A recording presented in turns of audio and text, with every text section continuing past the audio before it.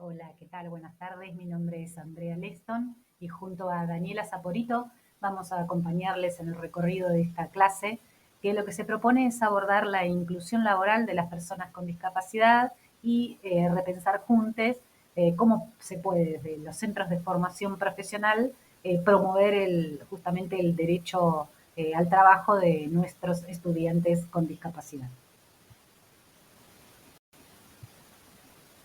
En principio arrancamos reconociendo que el derecho al trabajo es un derecho humano interdependiente, relacionado de manera indivisible con el resto de los derechos humanos. Ya vinimos viendo el derecho a la educación. Bueno, el derecho al trabajo también está relacionado, lógicamente, con el derecho a la educación, pero también con el derecho a la salud, a la vivienda, a la justicia, etcétera. Todos los derechos humanos guardan esta interdependencia, así que al pensar en la inclusión social de las personas con discapacidad, siempre vamos a estar pensando en que se respeten y se cumplan los derechos de manera integral. Cualquier vulneración a cualquiera de estos derechos va a representar una barrera al ejercicio y va a conllevar un grado de exclusión social de la persona. En tanto derechos humanos, cualquier vulneración que implique a este tipo de derechos va a ser un problema social, es decir, va a ser nuestra responsabilidad como sociedad, en tanto son universales y nos competen a todos. Y el trabajo, además de ser un derecho humano, es un ámbito clave de inclusión social y de realización personal. Además de ser un medio de reproducción de la existencia desde el plano, digamos, material, también lo es desde el plano existencial, personal, subjetivo. Es decir, es un ámbito donde construimos una experiencia de identidad y de afiliación social, donde desarrollamos capacidades relacionales que son básicas, esenciales, donde a partir de este ámbito podemos participar en la comunidad, fortalecer la valoración social acerca de nuestra contribución a la sociedad, podemos sentir motivación para la construcción de proyectos, es decir, todas estas, digamos, dimensiones que tienen que ver con el derecho al trabajo son justamente dimensiones esenciales a la hora de pensar en la inclusión de las personas con discapacidad. Y cuando hablamos de trabajo, no podemos olvidarnos de la definición de trabajo decente de la OIT. Cada vez que hablemos de trabajo decente, vamos a estar hablando del derecho a un trabajo con una remuneración, que esa remuneración nos permita una autonomía económica, que nos permita, que nos otorgue cierta estabilidad, seguridad, protección, tiempo de descanso, que nos otorgue una satisfacción personal relativa y un reconocimiento social por la labor realizada. En estos mismos términos vamos a estar pensando en la inclusión laboral de las personas con discapacidad y en su derecho a un trabajo decente. El Estado justamente es garante de todos estos derechos, además del derecho al trabajo, el derecho a la educación y todos los derechos interrelacionados que hemos visto, y es específicamente responsable y garante de los derechos en el plano internacional, o sea, frente al mundo, porque adhirió a la Convención de los Derechos de las Personas con Discapacidad. Esta adhesión se tradujo en la Ley 26378, que adquirió jerarquía constitucional en el 2014 y además es responsable frente a los habitantes de nuestro país, ya desde antes de la adhesión a la convención, puesto que se había creado el sistema integral de protección integral de las personas con discapacidad. Entonces, frente a nuestro país, a los habitantes de nuestro país, es doblemente responsable. Por un lado, porque adhirió a la convención y le otorgó a esa adhesión una jerarquía constitucional, y por otro lado, porque ya previamente había creado un sistema de protección integral mediante una ley nacional que es responsable de que se haga cumplir. Esa ley es la 22431, ustedes la deben conocer, es muy conocida en el campo de la discapacidad. Ya la vamos a retomar a lo largo de la clase.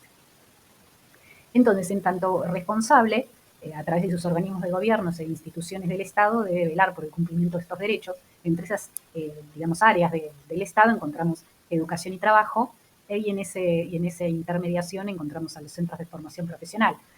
Bueno, como agentes responsables también, en tanto parte del Estado, de velar por los derechos de las personas con discapacidad. Entonces, acá es donde nos preguntamos cómo podemos pensar la promoción del derecho a la inclusión laboral desde nuestro lugar de trabajo. Y, algunas líneas mediante las cuales podemos pensar colectivamente, siempre colectivamente, porque de manera individual no es posible, digamos, acercarse a la inclusión laboral, dado que es un proceso complejo que involucra a múltiples actores, múltiples sectores. Bueno, unas posibles líneas que proponemos, ustedes tal vez tengan otras que quieran compartir, es, en principio, lo primero, conocer y difundir los derechos de las personas con discapacidad, que es lo que venimos haciendo en el recorrido de este curso. Hemos hecho un paneo por diferentes derechos contenidos en la Convención de los Derechos de las Personas con Discapacidad. Bueno, conocerlos en profundidad, identificarlos y difundirlos.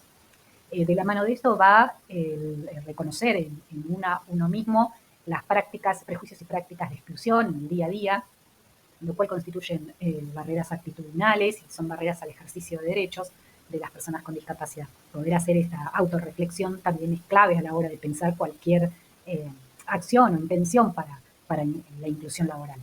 Desde ya, el diálogo con nuestros y nuestras estudiantes con discapacidad es fundamental, al igual que el diálogo con las familias y los profesionales que acompañan a los estudiantes y que pueden colaborar en un trabajo que es colectivo, que es en equipo, en pensar y en desplegar apoyos, ajustes, adaptaciones que contribuyan a nuestro fin, que tiene que ver con la inclusión educativa y la inclusión laboral, la inclusión social de las personas con discapacidad. Y en tal sentido, lógicamente, formarse, conocer e implementar prácticas inclusivas en enseñanza para hacer una planificación centrada en la persona, lógicamente es otro factor fundamental a la hora de pensar en la inclusión. Otros aspectos importantes a tener en cuenta a la hora de promover la inclusión es conocer el estado de situación de las personas con discapacidad en el mercado de trabajo, es decir, tomar conocimiento de cuál es la situación real en el mercado laboral. También otro factor tiene que ver con conocer los programas, recursos del Estado que promueven el trabajo de las personas con discapacidad, conocerlos, difundirlos, orientar a nuestros y nuestras estudiantes para que puedan hacer uso de esos recursos también. Otro factor u otra vía, digamos, posible o instrumental es observar, conocer, analizar aquellas experiencias de inclusión laboral que resultaron exitosas o viables, evaluar qué estrategias fueron las que pusieron en juego, qué articulaciones armaron, con quiénes, con qué actores, cuáles son las dificultades que encontraron, es decir, hacer como una observación y un análisis con miras a poder tomar, digamos, lo que nos sirva para pensar estrategias desde los centros de formación profesional, replicando esas estrategias que estamos analizando. En definitiva, siempre vamos a estar hablando de pensar y promover articulaciones con programas, con instituciones, con espacios de la comunidad, es decir, con otros actores que contribuyan de manera colectiva a pensar, a tomar iniciativas, a aportar cada uno desde su lugar a la promoción de la inclusión laboral de nuestras estudiantes con discapacidad. De esta manera, en definitiva, lo que proponemos, digamos, es repensar colectivamente nuestras prácticas al interior del CPP, donde estamos trabajando, y en articulación con otras áreas e instituciones, dialogar, repensar, intercambiar, analizar de qué manera se pueden transformar estas prácticas para que sean más inclusivas, y esto nos conecta con repensar colectivamente el PEI, ¿no? el proyecto educativo institucional, contemplando, incorporando estrategias para promover la inclusión, ya sea educativa como laboral, ¿no? Siempre con el horizonte de una inserción laboral de nuestros y nuestras estudiantes. Volviendo al tema de los derechos, la Convención de los Derechos de las Personas con Discapacidad es algo que ya venimos viendo. Lo que tiene que ver con el derecho a la educación también lo vinimos viendo, solo a modo, digamos, de repaso. Vamos a entender que la educación, digamos, el Estado debe promover el acceso a la educación en todos los niveles, en todas las modalidades, y esto incluye, lógicamente, la formación profesional, además de la educación superior y educación de adultos. Es decir, hay una concepción de acceso, digamos, universal y hay una concepción de que el aprendizaje debe promoverse durante toda la vida en igualdad de condiciones y haciendo o proveyendo para ello, en los casos que sean necesarios, los ajustes razonables que haya que implementar. En lo que tiene que ver con el trabajo, la ley 26378, la de aprobación de la convención, específicamente alude al mercado y los entornos laborales inclusivos y accesibles. Lógicamente prohíbe cualquier tipo de discriminación en cualquier instancia del proceso de inclusión laboral, es decir, hay una concepción clara de que la inclusión laboral es un proceso, no es que tiene que ver solo con una etapa o una instancia, sino que atraviesa las diferentes instancias desde las selecciones, desde la búsqueda, la selección, la contratación, la inserción y hasta el desarrollo de la persona trabajadora, es decir, desde su promoción profesional y el desarrollo de su carrera una vez que ingresó, se insertó laboralmente. Estos mercados y entornos laborales inclusivos y accesibles, de lo que nos están hablando es del acceso a derechos laborales y sindicales, de la oferta de orientación técnica y vocacional para las personas con discapacidad, de la posibilidad de formarse a nivel profesional y de manera continua, y de poder contar con servicios o apoyos para la colocación, o sea, para la inserción en un puesto de trabajo. El apoyo se entiende, como dijimos antes, de manera permanente en los casos que así lo requieran y en todas las instancias en los casos que así lo requieran, desde la búsqueda hasta incluso el retorno al lugar de trabajo, porque algunos tipos de discapacidades pueden ser adquiridas en el mismo ámbito laboral. Entonces, se piensa la provisión de apoyo, cuando sea necesario, en todas las instancias, desde la búsqueda, desde que la persona es seleccionada, desde que ya ingresa al trabajo para mantener el trabajo y en caso de que haya tenido que retirarse por una cuestión de discapacidad, pueda volver a ese trabajo. Para ello, obviamente, siempre va a estar como criterio esencial efectuar los ajustes razonables en el puesto de trabajo para que todo esto pueda, digamos, tener curso. De lo contrario, en muchas oportunidades, sin los ajustes razonables, va a ser imposible una inclusión laboral real. Por otra parte, la convención y la ley lo que promueven es el trabajo en sus diferentes, digamos, dimensiones, sea el empleo por cuenta propia, sea el trabajo cooperativo, en los emprendimientos independientes o el empleo en el sector público y sector privado. Es decir, el Estado debe asumir un compromiso y una acción fuerte en materia de promoción del trabajo en estas esferas. Como antecedente de la adhesión a la Convención de los Derechos de las Personas con Discapacidad, como ya dijimos, Argentina ya tenía la ley 22.431, por la cual se crea el sistema de protección integral de las personas con discapacidad. Específicamente esa ley está vigente, es muy conocida en el campo de la discapacidad. Específicamente en lo que hace al trabajo, la ley prevé la obligatoriedad de los organismos públicos de reservar un cupo laboral del 4% o más, o sea, como mínimo del 4%, reservarlo para personas con discapacidad. Asimismo, la ley también promueve la prioridad en la concesión de espacios para la explotación de pequeños comercios en organismos públicos, todo con el mismo objetivo de promover el trabajo. Y en la misma línea también la ley promueve los incentivos a empleadores, incentivos económicos para empleadores del sector privado. Por otro lado, también la ley prevé apoyos específicos para los talleres protegidos de producción. Ya pasando al estado de situación en el mercado de trabajo que es necesario conocer, según el estudio de perfil de personas con discapacidad del INDEC del 2018, que ya hemos estado trabajando, tomando algunos datos concretos que tienen que ver con el trabajo, nos gustaría resaltar algunos números. Bueno, lógicamente, dado la desigualdad social que atraviesa la temática, la mayor parte de la población con dificultad se encuentra inactiva, entonces no tiene trabajo y no busca. Un 35,9% sí busca trabajo o tiene, o tiene trabajo. De esa población activa, la mayoría está representada por hombres en la franja que va de 30 a 49 años. Esto también hace alusión a desigualdades del orden de género en el mundo del trabajo.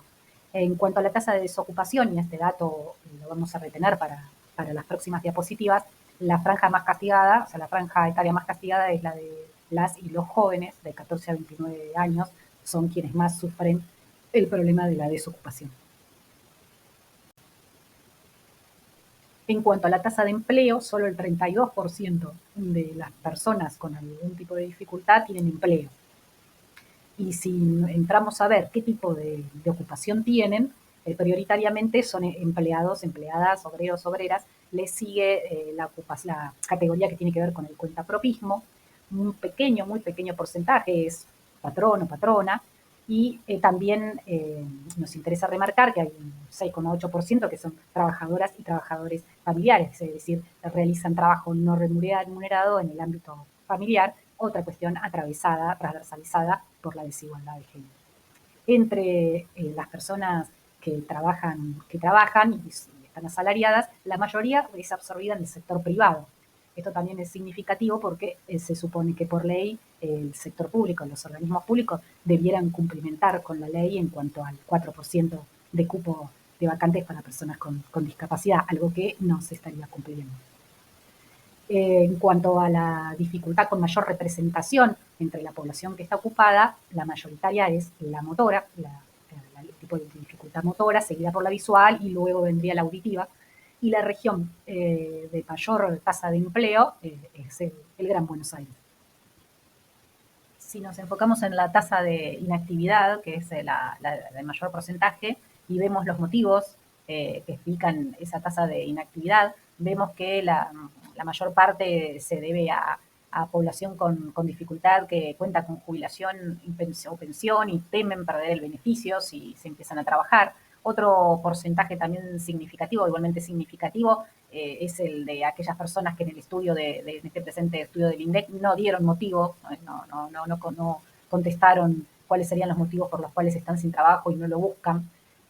Hay otro porcentaje significativo, y en este sí queremos poner el foco, un 17,7%, alude problemas de accesibilidad, alude problemas que tienen que ver con el desaliento, se cansaron de buscar trabajo y no conseguir, y también aluden digamos, a la falta de expectativa de poder conseguir algún tipo de trabajo a causa de su discapacidad. Otro porcentaje que también queremos resaltar es que un 9,8% de la población con dificultad que se encuentra inactiva está justamente inactiva o refiere como motivo la inactividad, en tanto debe cuidar del hogar, debe ocuparse de trabajos domésticos o de cuidar del hogar. Y entre esa población, desde luego, las mujeres son las que están mayormente representadas, nuevamente atravesadas por, como venimos viendo, por desigualdades socioculturales, políticas y económicas de género. Vemos así cómo se van superponiendo las desigualdades en un criterio de interseccionalidad. En cuanto a las mayores tasas de inactividad por edad, se dan en la franja de 65 años y más, que es lógico en tanto son personas con jubiladas, digamos, pero también se da en las personas más jóvenes, de 14 a 29 años, coincidiendo con la mayor tasa de desocupación que también se da en esa franja etaria, en la franja etaria de las personas jóvenes. Repasando el concepto de barreras, que ya lo hemos venido trabajando, vamos a recordar que es cualquier tipo de distinción, exclusión, restricción por motivos de discapacidad que obstaculice de cualquier manera el reconocimiento y el ejercicio de los derechos. Con esta concepción en la cabeza, vamos a repasar un poco los tipos de barreras. Ya los hemos venido viendo, vamos a tratar de hacer el foco en lo que tiene que ver con las barreras, digamos, desde el punto de vista de la inclusión laboral. En el entorno físico hay una serie de barreras que pueden estar obstaculizando la inclusión laboral. Y estas se pueden encontrar tanto en la vía pública, es decir, tanto desde que la persona sale de su casa para ir al trabajo hasta una vez que llegó y entró, si es que puede entrar. Entonces, en la vía pública la persona se puede encontrar con que no hay medios de transporte adaptados, no hay rampas o las veredas están rotas y no se puede desplazar. Esto ya es una barrera fundamental por la cual ni siquiera pueden acercarse al lugar de trabajo.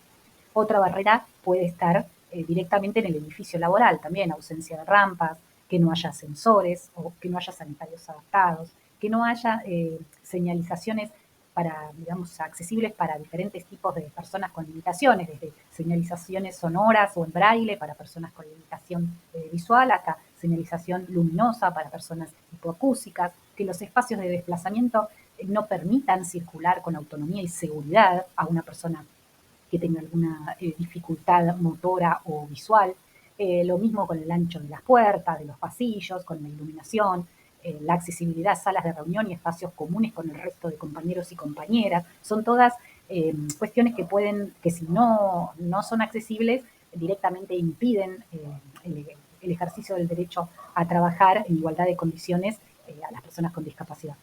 Por otro lado, el equipamiento inmobiliario laboral también es un aspecto que puede constituir una barrera. Acá vemos algunos ejemplos en cuanto a las características que deberían cumplir el mobiliario para poder ser utilizado por personas en sillas de ruedas, las características que deberían cumplir el orden y la ubicación de los objetos de trabajo, los elementos de trabajo, que sean alcanzables tanto desde la posición sentado como parado, pensando justamente en personas que se encuentren en silla de ruedas. Y bueno, obviamente todo lo que tiene que ver con los espacios seguros para desplazarse, sin obstáculos en el medio, los pisos podotáctiles que orientan y guían con seguridad a las personas ciegas, bueno, y la mayor cantidad de señalizaciones en braille o luminosas o visuales para personas hipoacúsicas. Son todos ajustes o adaptaciones que se pueden implementar para contrarrestar estas barreras del entorno físico. Bueno, otro tipo de barreras tienen que ver con lo comunicacional, como ya sabemos. Una barrera importante para poder desarrollarse en el ámbito laboral es si los lugares de trabajo no cuentan con TICs inclusivas, si no cuentan con dispositivos, software, plataformas, formatos de lectura que sean accesibles. Bueno, todas estas falencias van en detrimento de la posibilidad de desempeñarse laboralmente para personas que tienen algún grado de limitación desde lo motor o desde lo visual, desde lo auditivo y desde lo físico, mental. Es decir, hay una serie de ajustes o de adaptaciones que se pueden realizar para poder garantizar el derecho a trabajar en igualdad de condiciones de las personas con discapacidad. Por ejemplo, hay hardware, hay software, digamos, que sirve como tecnología de apoyo. Algunos dispositivos reemplazan al mouse para las personas que tienen dificultad con la motricidad. Hay sobreteclados para evitar, digamos, los errores en el tecleado, en el tipeo, por cuestiones también de control de la motricidad. Hay lectores de pantalla, lupas electrónicas para las personas con limitación visual, hay teclados en braille, hay aplicaciones también que además de ser lectores de pantalla, también se pueden utilizar para convertir texto a voz.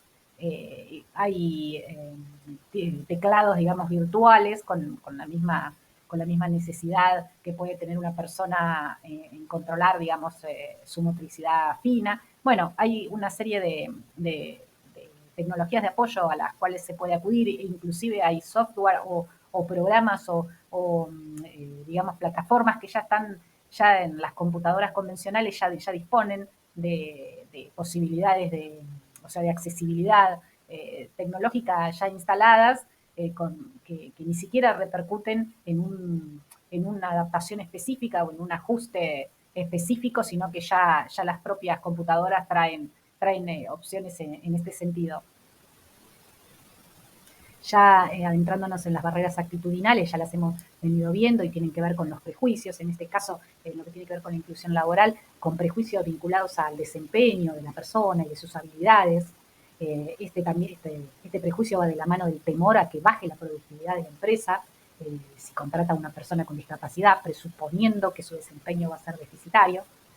Bueno, actitudes basadas en la desinformación, o en la subestimación, en la infantilización de la persona o directamente en el rechazo, y prejuicios que tienen que ver con el costo que puede representar hacer los ajustes razonables en el puesto de trabajo para poder incorporar a la persona, cuando es sabido, digamos, que a veces esos ajustes son mínimos, a veces ni se requiere ajustes, hay muchas cuestiones que tienen que ver con las tecnologías, que ya, con los software y programas que ya están disponibles en las PC, en las computadoras, es decir, a veces hay como un prejuicio exagerado sobre el costo de inversión en los ajustes que va a requerir el puesto. A veces son mínimos, a veces son nulos. Y también podemos pensar que las barreras a la inclusión laboral se relacionan con ineficiencias o digamos, insuficiencia de políticas, programas y servicios que digamos, ofrezcan formación profesional inclusiva y acorde a lo que el mercado está demandando. Ausencia, diríamos, insuficiencia de programas que promuevan el trabajo o que apoyen el empleo y, lógicamente, el incumplimiento del cupo laboral del 4% representa una barrera importante a la hora de conseguir trabajo para una persona que tiene una dificultad. Y bueno, si consideramos la cantidad de barreras que estuvimos viendo, del entorno, de las actitudes, de las que tienen que ver con la comunicación, y a la vez con la que tiene que ver con, perdón, con los programas, los servicios, y a la vez consideramos que de manera transversal siempre van a estar jugando las desigualdades de género, las desigualdades vinculadas con la edad, con la etnia, con la clase, desde esta concepción de interseccionalidad de la cual ya deben haber oído hablar y que tiene que ver con cómo se van concatenando las desigualdades sociales en un mismo sujeto, condicionando sus posibilidades y sus derechos en múltiples dimensiones. Bueno, la concatenación de todas estas barreras transversalizada por desigualdades sociales de otro tipo van impactando en la autopercepción, en las creencias, en las actitudes que la propia persona con discapacidad digamos, porta, y es lógico porque digamos, es un ida y vuelta con el entorno. Y en el marco de toda esta situación, veamos qué hace el Estado para promover la inclusión laboral. Qué líneas, qué acciones despliega para poder cumplimentar con esos derechos de los cuales es garante, ¿no? Desde el punto de vista del trabajo, el Ministerio de Trabajo tiene un conjunto de programas dirigidos tanto a personas con discapacidad como a organizaciones sociales, instituciones sin fines de lucro, a empleadores del sector privado y a empleadores del sector público. Casi todos los programas del Ministerio de Trabajo se pueden vehiculizar o se pueden canalizar a través de las oficinas de empleo de las agencias territoriales que tienen a lo largo de todo el país, es decir, acercándose a estas oficinas o estas agencias, tanto sea la persona con discapacidad como las organizaciones o los y las empleadoras, pueden asesorarse, inscribirse y, bueno, y obtener asistencia a través de las agencias territoriales como para enmarcarse en alguno de los programas que ahora vamos a estar viendo.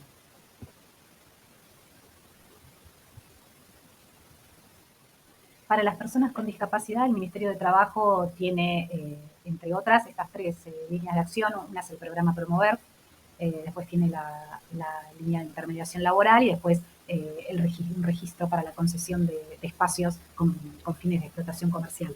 El Promover tiene varios componentes, uno referido a la formación, el otro referido a la inserción y otro digamos, el apoyo a los emprendimientos independientes.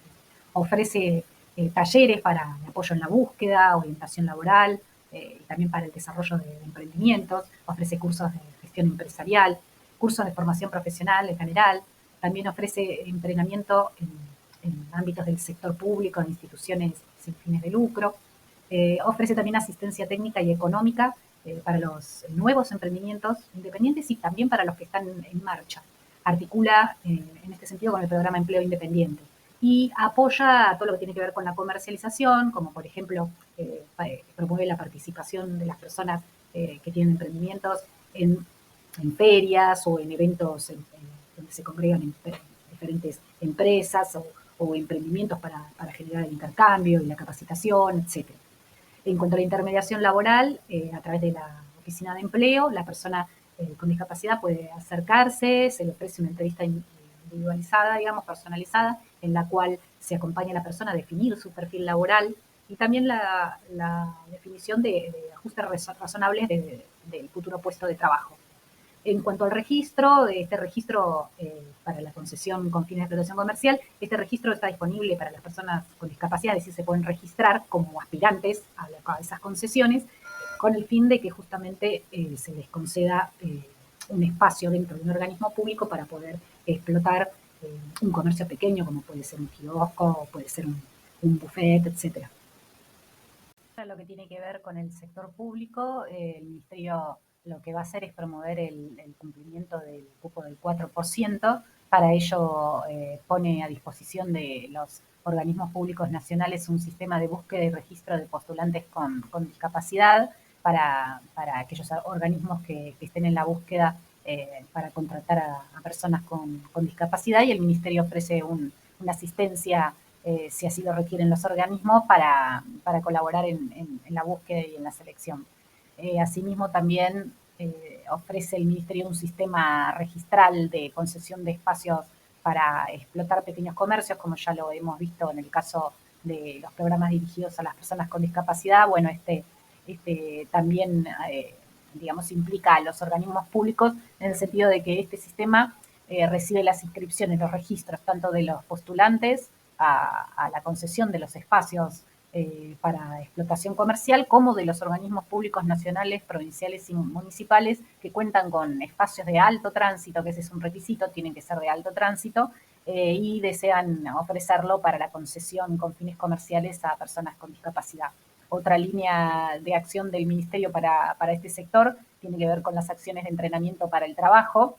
Estas acciones se pueden enmarcar en diferentes tipos de actividades, digitalización de datos, auxiliar de secretaria o administrativo, auxiliar de limpieza, mantenimiento de edificios, ayudante de cocina, atención al público, huerta, etcétera. Una serie de actividades que puedan estar contempladas dentro de las acciones de entrenamiento para el trabajo y, digamos, están destinadas a organismos públicos nacionales, provinciales y municipales que estén inscritos en el registro de instituciones de capacitación y empleo. Y lo que se ofrece es una asistencia económica para solventar los insumos, las herramientas, la ropa de trabajo, la capacitación y una ayuda económica directa a la persona trabajadora que participa de la propuesta y la cobertura del seguro. Para el sector privado, el Ministerio de Trabajo promueve líneas de acción que básicamente son de incentivo económico para las empresas privadas. Uno de los programas es el PIL, el Programa de Inserción Laboral. En ese programa el incentivo económico que ofrece el Ministerio es cubrir parte del salario de la trabajadora o el trabajador y de las cargas sociales y contribuciones patronales. El resto debe obviamente cubrirlo la empresa de acuerdo a la categoría laboral, ¿no? Que el convenio que le corresponda. También ofrece deducciones fiscales, por lo que tiene que ver con el impuesto a las ganancias, los ingresos brutos, cargas sociales, contribuciones patronales, ofrece reducciones o deducciones. En relación a las acciones de entrenamiento para el trabajo, en el caso del sector privado, los beneficios son para la contratación de la persona y el entrenamiento laboral en un ambiente de trabajo real, digamos, debe incluir un proceso formativo y una tutoría. Por eso también tienen que estar estas empresas inscritas en el registro de instituciones de capacitación y empleo. También se les brinda desde el Ministerio asistencia en la búsqueda de trabajadores y trabajadoras para enmarcarlas en estas acciones de entrenamiento. Lo que queda a cargo de la empresa, lógicamente, es la RT y el plan médico obligatorio. Bueno, en lo referido a las organizaciones sociales o instituciones sin fines de lucro, tenemos tres líneas de acción, aquellas que apoyan las actividades asociativas de interés comunitario. Estas acciones de interés comunitario puede ser desde una huerta, panadería, gastronomía, puede ser un taller de carpintería, herrería, no sé, mantenimiento de instituciones, producción de cerámica, producción de dulces, etcétera. Es amplia el abanico de propuestas que se pueden enmarcar, y lo que ofrece el Ministerio es apoyo en la elaboración de estos proyectos inclusivos, un financiamiento para los insumos, herramientas, elementos de seguridad y higiene, los honorarios de la tutoría y los seguros. Pasando a la otra línea, la que tiene que ver con las acciones de entrenamiento para el trabajo, ya sabemos que tiene que incluir un proceso formativo y una tutoría. Y estas acciones de entrenamiento para el trabajo también pueden contar con una amplia variedad de rubros, digamos. Puede ser para auxiliar administrativo, ayudante de cocina, ayudante instalador electricista, para lo que tiene que ver con mantenimiento de espacios verdes, también para producción de dulces, tareas de mantenimiento, etcétera, huerta. También es amplia el abanico de posibilidades. Ahí lo que se ofrece es asistencia económica también para los insumos, las herramientas, la ropa de trabajo, la capacitación, los seguros y para las tutorías, como dijimos, tratándose de un proceso formativo. Y también se le ofrece una ayuda económica a las personas que participan de la propuesta, también se les ofrece este apoyo económico. Y finalmente, lo que tiene que ver con el apoyo a los talleres protegidos de producción y talleres especiales para el empleo, ahí el apoyo es técnico y también de financiamiento para insumos, herramientas, seguros. Y la asistencia económica pasa por cubrir los exámenes preocupacionales de los trabajadores. Y pasando a otro de los organismos nacionales muy importantes a la hora de pensar en la inclusión laboral, tenemos la Agencia Nacional de Discapacidad. Entre sus líneas de acción tenemos el programa RIDEL. Es un programa a través del cual se crea una figura profesional, la del RIDEL, la del responsable en inclusión y desarrollo laboral de personas con discapacidad, dentro de las áreas de recursos humanos de los organismos públicos. La función de esta figura profesional es acompañar y facilitar las trayectorias laborales dentro de la Administración Pública Nacional. Otra de las líneas es la de fortalecimiento de unidades productivas inclusivas. Ahí lo que se hace es apoyar económicamente a organizaciones sociales para emprendimientos enmarcados en la economía social. La Agencia Nacional de Discapacidad además cuenta con dos unidades muy importantes, bueno, además de la unidad de inclusión laboral creada recientemente, tiene también la unidad de capacitación. La de inclusión laboral la apunta al sector público, a asistir en las adaptaciones y ajustes del puesto de trabajo para facilitar la inserción y el cumplimiento del cupo del 4%. Acompaña a la persona con discapacidad en su inserción y también en el desarrollo de su carrera, o sea, no se limita a una instancia de todo el proceso de inserción, sino que la acompaña durante todo el proceso. Y luego la unidad de capacitación de la Agencia Nacional está orientada tanto a organismos públicos como a empresas, brindando capacitación en temas de discapacidad para derribar barreras que tienen que ver con la desinformación o con los prejuicios, y además también para capacitar en temas de ajustes razonables del puesto de trabajo.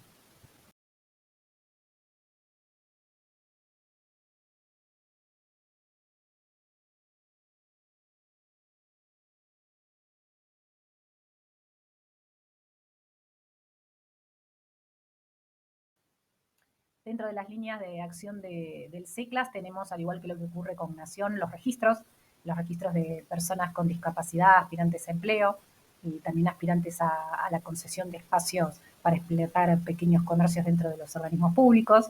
Y por otro lado, manejan todo lo que es la registración de los talleres protegidos de producción. En lo relativo al apoyo al empleo público, el CECLAS efectúa una evaluación funcional de la persona, emite un dictamen, que es un instrumento, un documento necesario para la designación dentro de la Administración Pública Provincial y de la Dirección de Cultura y Educación, y al mismo tiempo, además de hacer una evaluación funcional de la persona, hace un análisis del puesto de trabajo, haciendo las correspondientes sugerencias en cuanto a ajustes razonables para garantizar una inserción eficiente. Bueno, el CECLAS ofrece también la intermediación laboral en sus delegaciones. En tal sentido, igual que lo que ocurre con el Ministerio de Trabajo, se puede acercar una persona con discapacidad o una empresa y va a recibir orientación laboral. Especialmente se orienta a no solo a la persona con discapacidad, sino a las empresas en cuanto a las búsquedas, a la selección de trabajadores y trabajadoras. Se trata de reunir, digamos, o de promover el encuentro entre las personas con discapacidad que buscan trabajo y las empresas que quieren contratar personas con discapacidad. Por otro lado, apoya en lo que tiene que ver con la ley ALAS, es decir, el CECLAS ofrece orientación para la presentación de proyectos para financiamiento en el marco de la ley ALAS, que es la ley provincial que promueve todo lo que son actividades de la economía popular o de la economía social, de los emprendimientos independientes. En tal sentido, el CECLA colabora, contribuye con la línea de acción propuesta por la ley ALAS. También ofrece talleres de gestión comercial y en cuanto a capacitaciones en general, ofrece capacitaciones para la confección del currículum, capacitaciones vinculadas con los derechos laborales, o sea, promueve la difusión de los derechos laborales de las personas con discapacidad, y también capacita en todo lo que tiene que ver con alfabetización financiera, que digamos que son conocimientos sumamente necesarios, especialmente para los emprendimientos, conocer todo tipo de cuestiones relativas a lo bancario, etcétera. Y en este breve recorrido que estamos haciendo ya podemos ir pensando algunos factores esenciales que deberían estar presentes para una inclusión laboral efectiva. En principio, entendemos que todo lo que es la articulación intersectorial, el trabajo en red, en el marco de una concepción de corresponsabilidad es crucial. Si tenemos en cuenta que la inclusión laboral implica un proceso largo, de varias instancias, con lo cual nunca va a poder ser resuelta por una sola persona ni por un solo sector. Siempre vamos a estar propulsando la articulación, el trabajo colectivo, digamos. Por otro lado, otro factor esencial es la formación, la capacitación de la persona con discapacidad, el entrenamiento en un ambiente de trabajo real, la capacitación también a los empleadores para contrarrestar barreras referidas a la desinformación o a los prejuicios y promover así la contratación de trabajadores y trabajadoras con discapacidad. Otro factor esencial para una inclusión laboral exitosa es que los ajustes, las adaptaciones se diseñen e implementen siempre centradas en la persona y evaluando las características también del puesto, analizando las características del puesto, qué requerimientos tiene y por otro lado evaluando, digamos, haciendo una evaluación funcional de la persona en esa dialéctica entre las características del perfil de la persona y las características del puesto, es donde deben diseñarse los ajustes razonables. Asimismo, el acompañamiento en todo el proceso, como dijimos, también es de vital importancia, porque en todo el proceso puede requerirse una necesidad de, de acompañamiento, de intermediación, así que es otro factor clave. El cumplimiento de los derechos laborales siempre va a ser un elemento que tiene que estar presente en todo proceso de inclusión laboral. Para lo que tiene que ver con los emprendimientos independientes o aquellas actividades asociativas en el marco de organizaciones sociales o instituciones, la asistencia económica y técnica del Estado es fundamental, el apoyo del Estado para que puedan desarrollarse este tipo de actividades y emprendimientos. Y todo esto va concatenado, digamos, a tres como metas, digamos, o principios rectores que tienen que ver con valorar la diversidad. O sea, sin valorar la diversidad es imposible promover una inclusión laboral plena. Eh, otro elemento imprescindible es la participación activa de las personas con discapacidad en toda la toma de decisiones que las afectan, en lo relacionado, en este caso, a lo laboral, como a lo educativo, como a la salud, como a cualquier dimensión que afecta a su vida, deben tener una participación activa como cualquiera de nosotros. Y por último, la meta, el objetivo de promover el máximo desarrollo posible, la máxima autonomía, la máxima autodeterminación. O sea, con estos criterios rectores, estos principios rectores, y teniendo en cuenta los factores que venimos analizando, entendemos que puede promoverse una experiencia, digamos, de inclusión laboral exitosa. Y entonces vemos que desde los centros de formación profesional podemos empezar a pensar en términos colectivos, en términos de diálogo intersectorial, de intercambio. ¿Con quiénes? En primer lugar, con los estudiantes, sus familias, los profesionales, como decíamos al principio, que conocen a los estudiantes y que pueden aportar, colaborar en cuanto a los ajustes, en cuanto a las adaptaciones que se pueden poner en marcha para favorecer una experiencia de inclusión eficaz, el diálogo y el intercambio, la articulación con organizaciones sociales, con espacios de la comunidad que se aboquen a la discapacidad y que promuevan la inclusión laboral de las personas con discapacidad. El diálogo y el intercambio con la modalidad de educación especial, con los centros de formación integral. Ahora, a continuación, la profesora Daniela Saporito les va a compartir una experiencia a este respecto, así que ya les dejo en manos de ella. Pensar también en el diálogo, en el intercambio con los talleres protegidos de producción también, los profesionales que allí acompañan a los trabajadores también pueden aportar cómo favorecer una inclusión educativa, digamos, lo más efectiva posible, o sea, estar abierto a la escucha, a los aportes, pensar en el diálogo con el sector socioproductivo, con las empresas, con el municipio, con las áreas de discapacidad, con posibilidades o vacantes en el municipio, estar atentos o estar en comunicación para poder estar al tanto de oportunidades laborales para nuestros estudiantes y, lógicamente, el diálogo, el intercambio y la articulación con los programas de los ministerios de trabajo, ya sea de provincia, de nación o con la Agencia Nacional de Discapacidad,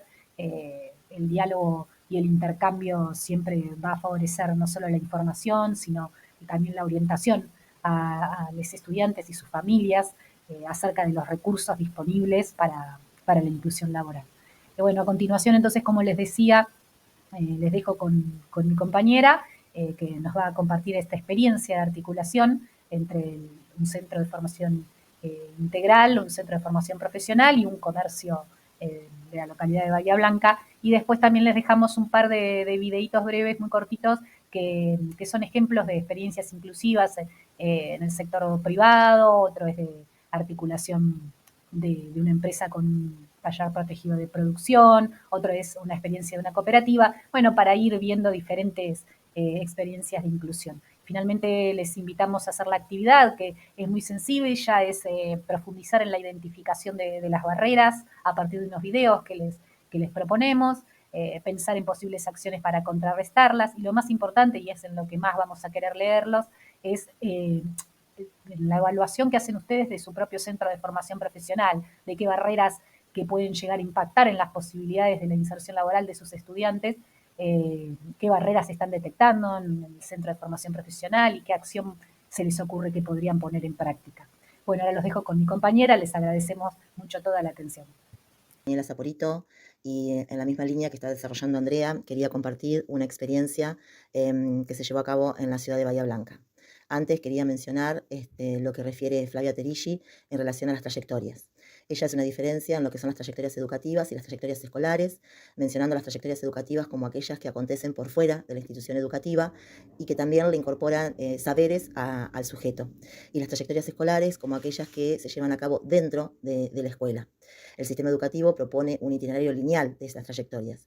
Es por eso que ella lo relaciona con una trayectoria teórica, diferenciándola de las trayectorias reales, que son las que pueden realizar cada sujeto en función de su contexto, sus expectativas, sus competencias.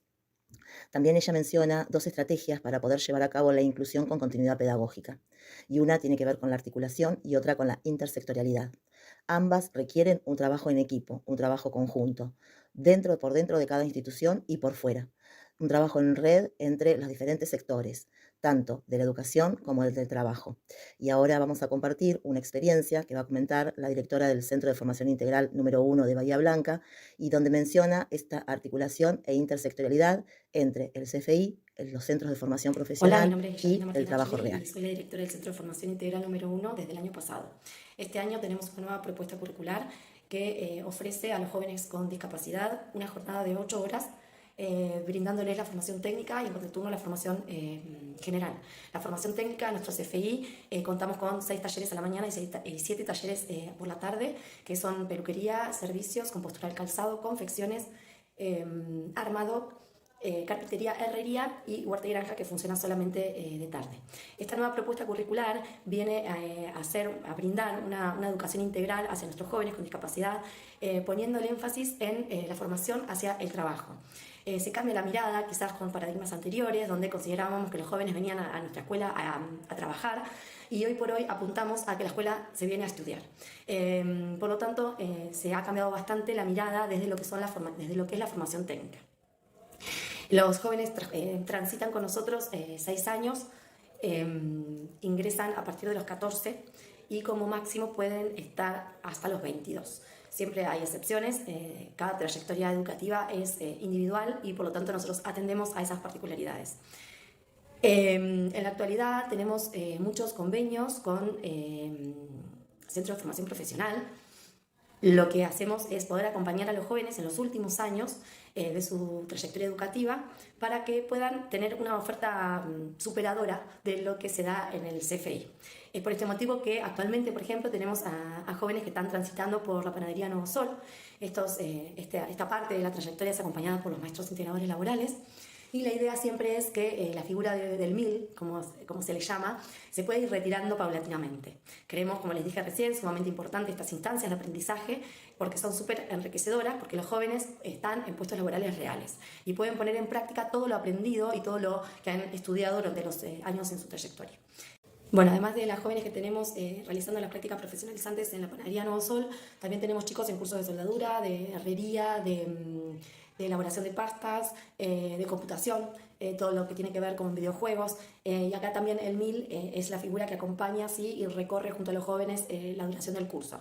Cuando pensamos en un curso para un joven, siempre los objetivos van de la mano con lo que viene desarrollando en el taller, y si no encontramos, según la oferta académica de los FP, si no encontramos algo que sea relacionado con la formación técnica, abrimos el abanico hacia cualquier interés que tenga el joven. Hemos tenido muchas situaciones donde quizás viene transitando por un taller específico y se abre la posibilidad de hacer un curso de formación profesional que no tiene nada que ver con la formación que el joven viene realizando, pero es un interés por parte del joven y nosotros vemos un potencial, ¿sí?, en esa propuesta, y por supuesto que los acompañamos. Por supuesto que todo esto es de la mano de la familia, necesitamos sí o sí que la familia acompañe, que la familia sostenga, porque solamente la escuela no puede, porque estos cursos generalmente implica, ¿sí?, que los chicos tengan que llevar material, que tengan que estar en un horario, y bueno, demás cuestiones que quizás se escapan a la dinámica propia escolar. Así que bueno, esto es lo que tiene el CFDI número 1 de Bahía Blanca para ofrecer. Espero que les sirva y que tengan buenas tardes. Bueno, y ahora vamos a compartir el breve testimonio de Bianca con respecto a esta experiencia que realizó, cómo se sintió y cómo se siente. Hola, soy Bianca. ¿Cómo te sentís trabajando, Bianca? Contenta, me gusta lo que hago. Muy bien. ¿Y es importante trabajar para vos? ¿Por qué es importante? Porque me siento útil, ocupada, y ganaría dinero para mi cosa. Bueno, ¿qué te enseñó la escuela que te sirvió para tu trabajo? ¿La escuela dónde vas? Un curso ¿De qué? manipulación. Sí. Y Manipulación de alimentos, muy bien. alimentos, Sí. usar un utensilio Sí. y empezar a balanza. Y a pesar y varias cosas más, y muchas recetas hiciste, ¿no es cierto? Bueno, Bianca, muchísimas gracias por tu atención. De nada.